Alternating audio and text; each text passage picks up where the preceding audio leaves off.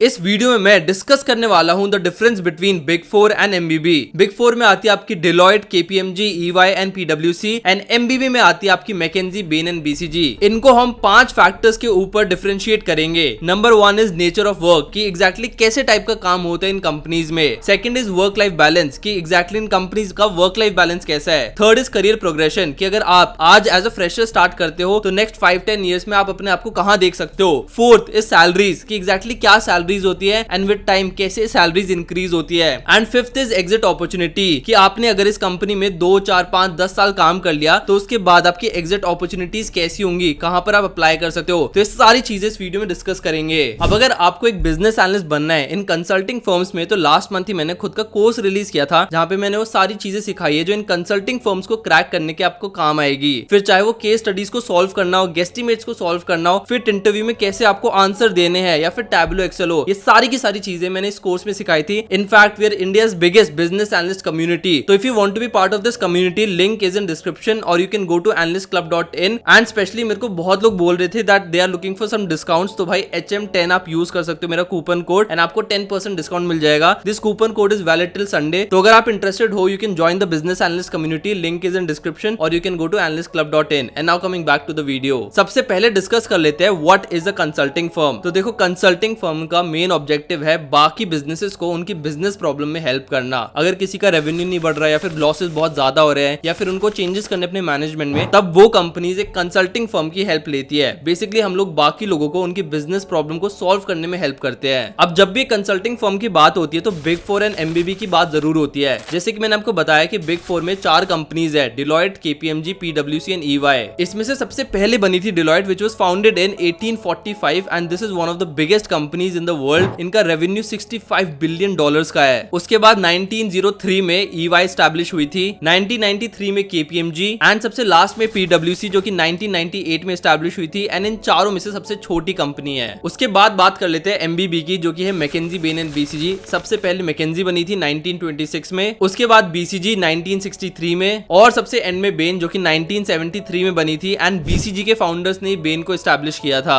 अब बात करते हैं उन 5 फैक्टर्स के जो कि मैंने इस वीडियो के स्टार्टिंग में बताए थे। सो सबसे पहला था नेचर ऑफ वर्क। अगर आप इन दोनों कंपनीज में काम करोगे तो किस टाइप का काम आपको करना पड़ सकता है। तो सबसे पहले बात करते हैं बिग फोर की। तो बिग फोर सिर्फ कंसल्टिंग में नहीं है बट वो 3-4 और सर्विसेज भी प्रोवाइड करती है, जैसे कि ऑडिट हो गया, टैक्स सर्विसेज हो गया, रिस्क मैनेजमेंट हो गया, फाइनेंशियल एडवाइजरी हो गया। तो ये 3-4 और सर्विसेज है अलॉन्ग विद कंसल्टिंग जो बिग फोर प्रोवाइड करती है। जबकि एमबीबी सिर्फ और सिर्फ स्ट्रैटेजी कंसल्टिंग में है, ये कोई भी और फाइनेंशियल सर्विसेज प्रोवाइड नहीं करती है, सिर्फ और सिर्फ स्ट्रैटेजी कंसल्टिंग में है। अब स्ट्रैटेजी कंसल्टिंग में क्या आता है तो देखो उसमें आता है growth strategy, market entry, merger and acquisition, organisational transformation. तो अगर आप एक एमबीबी में काम कर रहे हो, मतलब मैकेंजी, बेन एंड बीसीजी, इनमें से किसी भी एक कंपनी में काम कर रहे हो, तो आप टॉप मैनेजमेंट के साथ काम करते हो, उनकी ग्रोथ में हेल्प करते हो, उनके रेवेन्यू के साथ हेल्प करते हो या फिर मर्जर एंड एक्विजिशन में हेल्प करते हो। तो ये 3-4 चीजें जिसमें आप हेल्प करते हो एक कंपनी को। जबकि अगर आप एक बिग फोर में काम कर रहे हो तो आप कंसल्टिंग में तो हो सकते हो, इसके अलावा आप ऑडिटिंग, टैक्सेस एंड फाइनेंसेस वगैरह में भी हो सकते हो। तो बहुत सारे सीए एक्चुअल में बिग फोर में ही काम करते हैं। अब क्योंकि ये कंपनीज थोड़ा बहुत डिफरेंट काम करती है तो इनके क्लाइंट्स भी डिफरेंट होते हैं। अगर बिग फोर के क्लाइंट्स की बात करें तो यूजुअली वो एसएमईज होते हैं या फिर मिडिल मार्केट ऑपरेशंस वाली कंपनीज होती है या फिर गवर्नमेंट एंटिटीज होती है। जबकि एमबीबी के क्लाइंट्स होते हैं फॉर्च्यून 500 कंपनीज या फिर बहुत बड़ी कंपनीज। तो एमबीबी बहुत ही बड़े इंस्टीट्यूट्स के साथ काम करती है एंड बिग फोर हो सकता है उनके भी कोई क्लाइंट्स हो जो बहुत बड़ा हो, बट यूजुअली मिडिल साइज की या फिर स्मॉल साइज की कंपनीज ही होती है। अब एज एन इंडिविजुअल देखे तो वो क्लाइंट टू क्लाइंट डिपेंड करता है कि आपको कैसा क्लाइंट कौन सी कंपनी में मिलता है। But in general big four के जो क्लाइंट्स होते हैं छोटे क्लाइंट्स होते हैं एंड फाइनेंस एंड टैक्सेस से भी रिलेटेड हो सकता है। जबकि एमबीबी में बहुत बड़े क्लाइंट्स होते हैं, फॉर्च्यून 500 कंपनीज होती है एंड आपको बहुत ज्यादा एक्सपोजर मिलता है व्हेन यू वर्किंग फॉर एमबीबीज। अब बात करते हैं वर्क लाइफ बैलेंस की। तो देखो वर्क लाइफ बैलेंस आपके क्लाइंट पर डिपेंड करता है कि आपका क्लाइंट कैसा है। फिर चाहे आप बिग फोर में काम कर रहे हो या फिर एमबीबी में, तो क्लाइंट पर डिपेंड करता है कि आपका वर्क लाइफ बैलेंस कैसा होगा। अब अगर मैं बात करूं एमबीबी की, क्योंकि मैंने वहां पर काम किया हुआ है, तो यार आपके केस पर डिपेंड करता है कि आपका क्लाइंट कैसा है, कितने महीने का वो प्रोजेक्ट है एंड कौन से टाइम पर आप उस प्रोजेक्ट को कर रहे हो। अगर स्टार्टिंग में कर रहे हो तो यूजुअली थोड़ा चिल होता है, ब्रेनस्टॉर्मिंग सेशन ज्यादा होते हैं। बट अगर आप डेडलाइन के पास हो तो डेफिनेटली काफी ज्यादा काम होता है। बट बहुत बार ऐसे भी टाइम होते हैं जब आपके पास बिल्कुल भी कोई काम नहीं होता है, पूरे दिन आप खाली बैठे रहते हो। बट कुछ दिन ऐसे भी होते हैं जब आपको 12-1 बजे तक भी काम करना पड़ सकता है। तो it depends from client to client and क्या टाइम चल रहा है, किस टाइम में वो प्रोजेक्ट आप ज्वाइन करते हो। बट फिर भी मैं ओवरऑल बात करूं तो बिग फोर का वर्क लाइफ बैलेंस थोड़ा सा बेटर होता है एमबीबी से, क्योंकि बिग फोर में क्लाइंट्स भी इतने बड़े नहीं होते और उनके एम्प्लॉयज भी बहुत ज्यादा ज्यादा होते हैं तो काम डिस्ट्रीब्यूट हो जाते हैं, तो रिलेटिवली थोड़ा कम काम होता है। बट एमबीबी में आपके क्लाइंट्स भी बहुत बड़े होते हैं, आप बहुत टॉप टियर मैनेजमेंट के साथ काम कर रहे होते हो, सीईओज के साथ काम कर रहे होते हो, फाउंडर्स के साथ काम कर रहे हो, तो डेफिनेटली आपके ऊपर प्रेशर भी होता है। इनफैक्ट एम्प्लॉयज भी थोड़े कम होते हैं, बहुत सेलेक्टिव एम्प्लॉयज को चूज करते हैं, इसलिए एमबीबी में जाना भी मुश्किल होता है। आगे मैं बताऊंगा कि क्या बेनिफिट्स होते हैं, but in general work life balance when compare to big four MBB का थोड़ा बेकार होता है। बट डेफिनेटली लर्निंग अपॉर्चुनिटी आपको एमबीबी में बहुत ज्यादा मिलेगी, तो उसी की बात कर लेते हैं करियर प्रोग्रेशन की। तो देखो, अगर आप एक बिग फोर में काम कर रहे हो तो आपका प्रमोशन रेट थोड़ा स्लो होता है, आप बहुत जल्दी प्रमोट नहीं होते, थोड़ा धीरे धीरे आप प्रमोट होते हैं, क्योंकि हायरार्की बहुत ज्यादा होती है।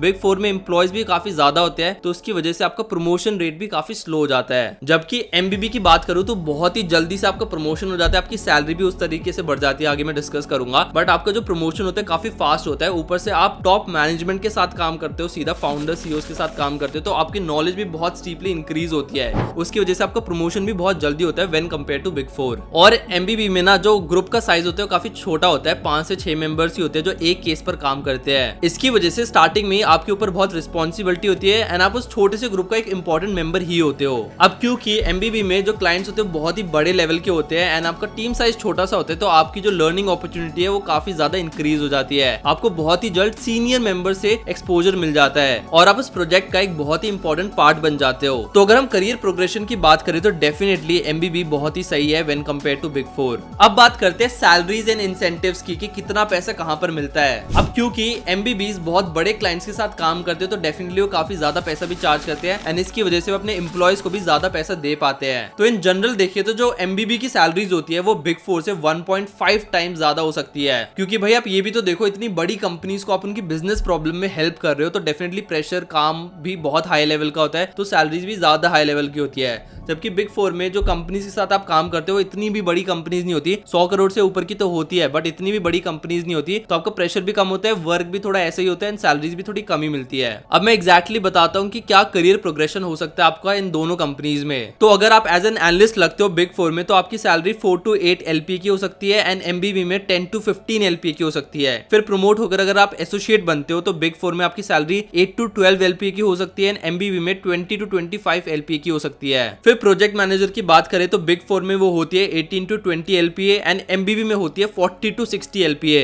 एंड लास्ट में 8 से 10 साल के बाद आप पार्टनर बनते हो। बिग फोर में अराउंड 1 करोड़ होती है, एमबीबी में भी ज्यादा फर्क नहीं है, उसमें भी 1.5 करोड़ के अराउंड ही होती है, तो ज्यादा फर्क नहीं पड़ता एंड में जाके 8-10 साल बाद। बट स्टार्टिंग में डेफिनेटली ग्रोथ बहुत ही स्टीप होती है एमबीबी में when compare to big four. And बाकी बेनिफिट्स की भी बात करें तो एमबीबी में आपको ज्यादा ट्रैवल करने को मिलता है, आपको ज्यादा होटल्स में स्टे मिलता है, खाने के पैसे मिलते हैं, फ्री फूड भी मिलता है ऑफिस में, हेल्थ इंश्योरेंस भी ज्यादा की मिलती है, तो बेनिफिट्स भी एमबीबी में ज्यादा है। बट भाई फिर एमबीबी में घुसना भी बहुत टफ है when compare to big four. Big four फिर भी इजी है कंपेयर टू एमबीबी, उसमें घुसना, वहां पर जाके जॉब करना, बट एमबीबी बहुत ही टफ है घुसना। One of the top companies है भाई, one of the top consulting firms है पूरे वर्ल्ड में, तो उसमें अगर बेनिफिट्स मिल रहे हैं, सैलरी ज्यादा मिल रही है, तो उसमें घुसना भी ज्यादा टफ है। अब बात कर लेते हैं एग्जिट अपॉर्चुनिटीज की। तो अगर देखा जाए तो दोनों की ही एग्जिट अपॉर्चुनिटीज काफी ज्यादा बढ़िया है, दोनों का ही ब्रांड नेम है, ऐसा नहीं है कि एक का नाम है दूसरे का नहीं है। बिग फोर का भी नाम है, एमबीबीज का भी नाम है। अब अगर आप एक बिग फोर में काम करते हो तो आपकी जो एग्जिट अपॉर्चुनिटीज होगी वो अकाउंटिंग में ज्यादा होगी, ऑडिट में होगी, फाइनेंस सर्विसेज वगैरह में ज्यादा होगी। तो अगर आप एक बिग फोर क्विट कर किसी और कंपनी में जॉब लेते हो तो usually most of the times finance, accounting, internal audits, risk management and operations में आपकी जॉब लग सकती है। अब अगर बात करें एमबीबीज की तो उसकी एग्जिट अपॉर्चुनिटीज बहुत ही ज्यादा बढ़िया हो सकती है, क्योंकि आपने इतनी बड़ी कंपनीज के साथ काम किया है तो कोई और कंपनी आपको लेने के लिए बहुत जल्दी रेडी हो जाती है। तो अगर उसकी एग्जिट अपॉर्चुनिटीज की बात करें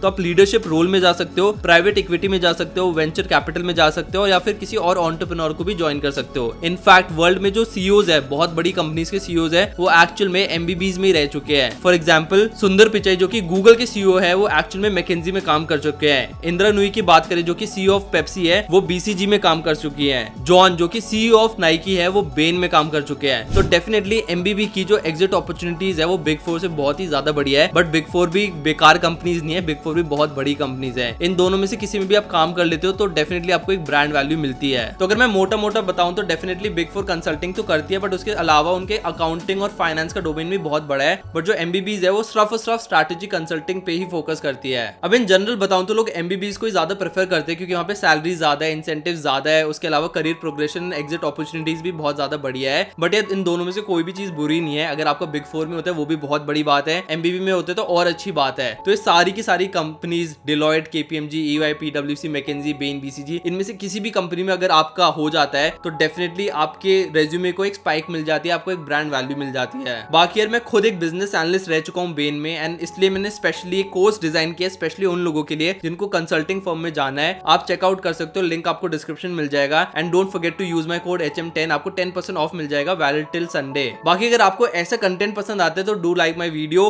अगर आपको कंसल्टिंग या फिर बिजनेस एनालिस्ट जॉब प्रोफाइल से कुछ और जानना है तो do subscribe to my channel. I will see you in the next video. Okay, thank you, bye.